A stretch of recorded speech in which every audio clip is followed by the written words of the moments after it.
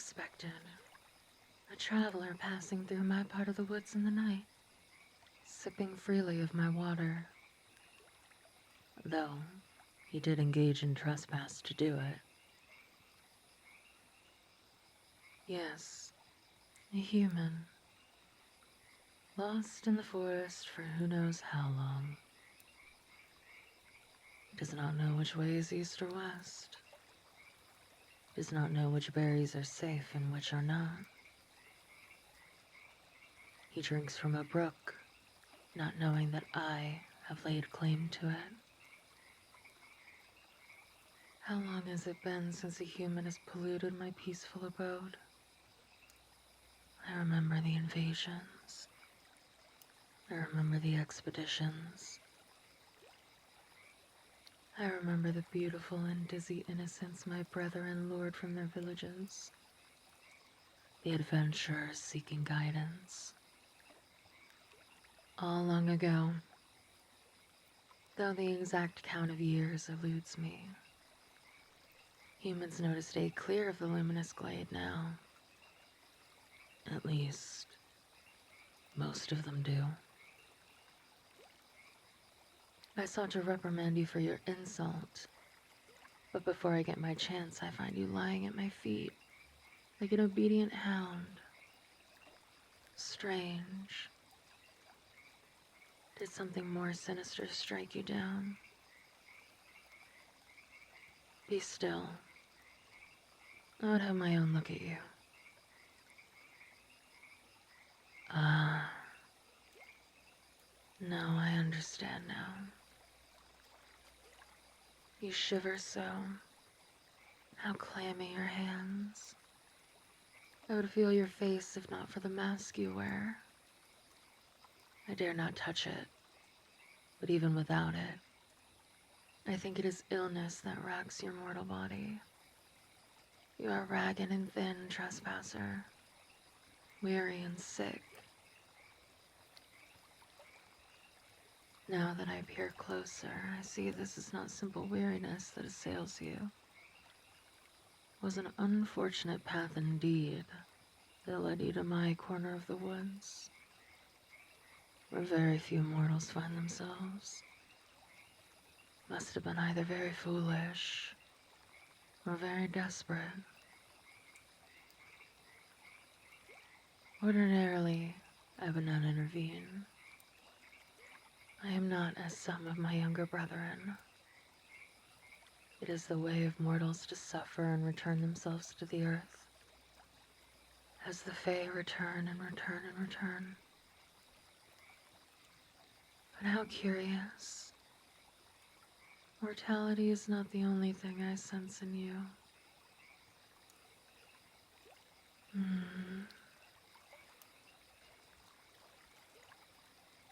You have spoiled my tranquility, traveler, but the evening may yet be salvaged. You will be coming with me now. Keep up.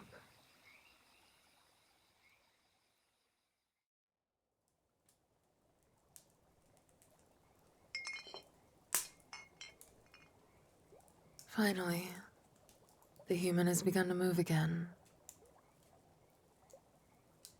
I had hoped that you did not die in the process of my taking you here, and my intervention would have been pointless. Why so silent? I can tell that you are awake. Well, though you may not deign to speak, I will answer the question on your mind regardless. You are in my den, traveler. My hiding place, from which I watch over my territory in the glades. It's very rarely been witnessed by human eyes. Truthfully, it's rarely been witnessed even by other gladers. I tend to keep to my own company, entertaining other lives here, mortal or otherwise. Can be so perilous. Under the circumstances, I don't think you'll be a threat to me, though. You struggle even to sit up. I would guess that your body is all but sapped of strength now. Even so, you shiver. Is my home cold to you? I would have you be warm. Allow me to... At last, you speak. You lie in my bed in my home, and you seek to tell me I cannot approach you. Humans are as audacious as I remember. But if that is your wish, and for a time, I will stay back. I will sit here, and you will see that I mean you no harm. Do you not understand? The weakness and pain you feel in your body was not caused by any enchantment of mine. You traveled through the Illyrian marches to get to the glades, did you not? It is the toxins of that place which poison you now. Only the Fae and the humans that have spent generations living there are able to withstand it. It is this infection which now drains you. It is the reason I brought you here. I suspect that without my intervention, you will eventually succumb to the toxins. Perhaps, if you were a healthy human, you might be able to overcome them on your own, given enough time and care among your own kind.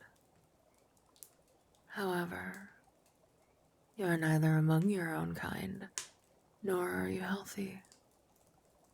You are starved and weak, so your death seems a certainty to me, if the poison is left untreated.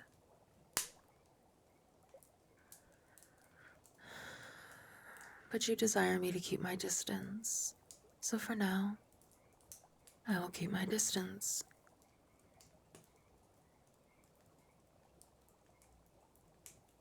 Do you have a name, traveler? If you are willing to give it, then I can freely give you mine. Then, nameless beings we will be for now. Strangers.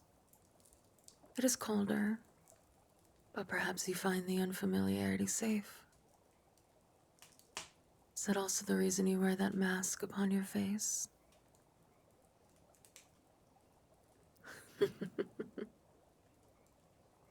Some of the Fae also wear masks. Showing one's face can be as fraught as giving a name. I do not fear it so much. Living here where I am, usually alone. As for you, I feel your fear as strong as a beacon human. It is deep and gnarled, and infects you almost as surely as the march's poison. Humans are often afraid of the Fae, it is true, but I am almost certain that I did not put it there.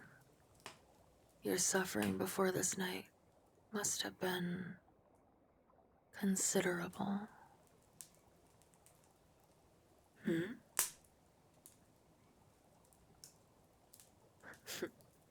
What is it you ask? What will I do with you? Yes, you await your punishment for your earlier trespass. Are you the sort to show your belly when faced with your transgressions?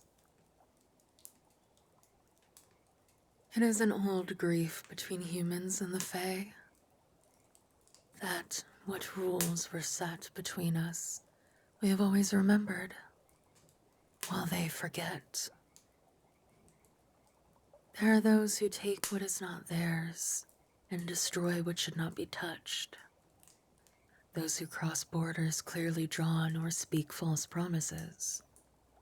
Who use the wrong hand in greeting. Who fail to circle around our trees. And other forms of disrespect. Equal crimes, all. Those who cannot abide by our rules of conduct are marked by us.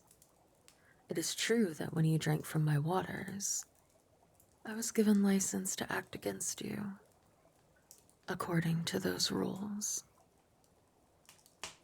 I could pretend not to understand your mortal perils and assume malice where none was intended, and by our laws would be correct.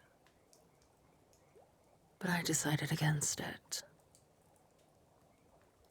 Because you are not a typical mortal. When I saw you collapsed in the grass, I noticed something strange in your scent. I can't quite put my finger on it. But you have something of the Fae in you, traveler. How curious. Hearing that, you tensed. Regardless, I hope you were able to understand. I lost my chance to bestow a punishment on you when I offered you my aid instead. You are not a trespasser, now that I've let you enter my home. You are a guest, and as such I am bound to keep you alive, at the very least. That is why, with your consent, I would approach and tend to you while you lay racked with the march's poison. I do not think you will be able to last the night without me. And it is your consent that I require.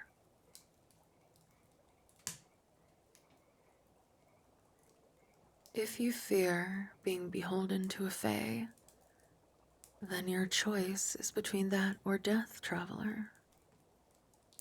But I tell you with honesty that I have no intention of keeping you prisoner here, or the premise of a debt. I can think of nothing more bothersome than having a mortal to look after for the rest of its life anyway. Accept freely what I offer, and I give you my word that I will ask for nothing more in return, save that you indulge my curiosity this evening. And if you know as much about the Fae as you seem to think that you do, then you know that our word is our bond.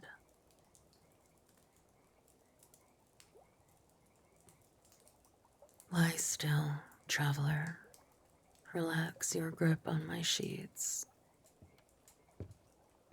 First, take this. It is a tincture of medicine. Humans have used it in lands north of this forest to assist those caught in the marches. I find it prudent to keep mortal remedies on hand. I should use this process, at least a small sum. There we are. We'll give it a moment, and then I will draw the toxins from your blood. Yes, it's a very simple solution, is it not? Simple in theory, at least. But the execution can be difficult. A human would poorly attempt this with leeches, but with my magic I can be a little less invasive, as long as you permit me.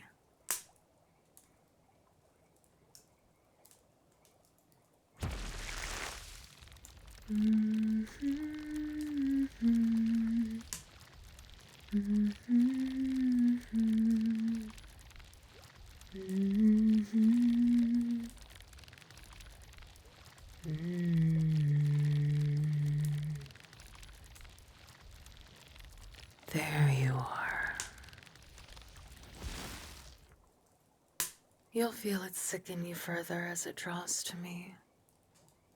It is a temporary solution. The rot coming to the surface. Do not be fooled by such feelings.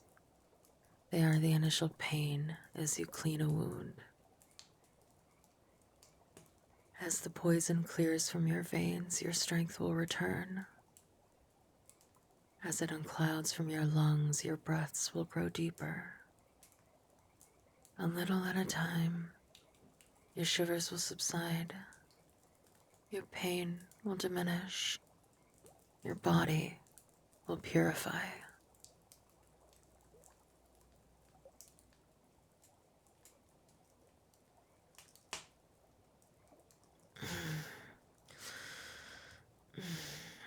You have more than your fair share of this toxin in your system, mortal. Did you drink the water down in the marshes too?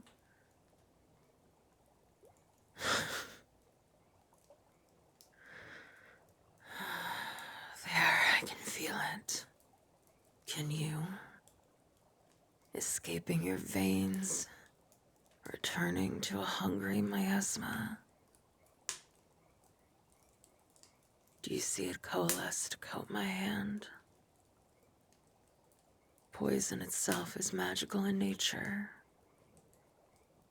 It clings to me like ivy. Worry not. The harm it does to me is negligible compared to you. Though I do find it ugly on my skin. I'll have to shuck it off. On my own time, that is. Not in front of a guest. But there. This is the most I am able to purge from you for now.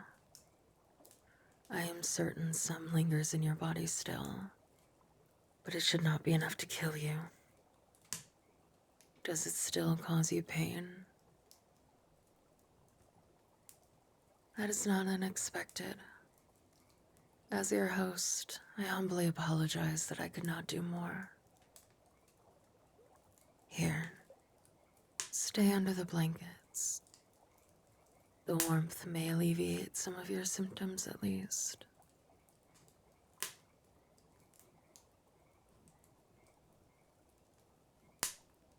Will you accept food or water, human?